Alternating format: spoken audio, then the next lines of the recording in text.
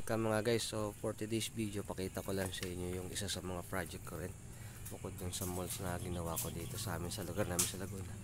So ayan, nagkabit ako ng mga ilaw, tabo, to, kuya. tapos mga wall lamps. So ayan, mga tabo. Kasi patay eh. Tapos Patay kanina. Ginawa ito. Bago maglagay ng ano. yung mga center light, yung mga pin light. Ayan, may mga ano pa, may mga tape pa. So ito, hindi pa rin nakapix yung mga switches. So pasensya na, may music.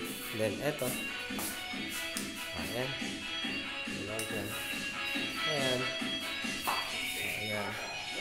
Then maliit lang siya pero maganda. So madami akong ginagawa mga residential project din dito sa amin, sa lugar namin sa Laguna.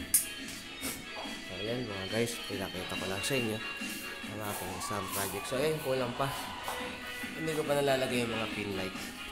So pag nagawa ko na to, natapos ko na, pakita ko sa inyo. So, maliit lang ang kit ng residential na project dito ng aking sinasamaang contractor. So that's it for today's video mga guys. So pakita ko lang yung panel board. So narito pa, hindi pa nakaterminate yung mga wire. Meron pang ilang ilaw. Ayan. Ay, hindi pa nagagawa. So that's it for today's video. Thank you for watching guys. See you on my next video and God bless you all.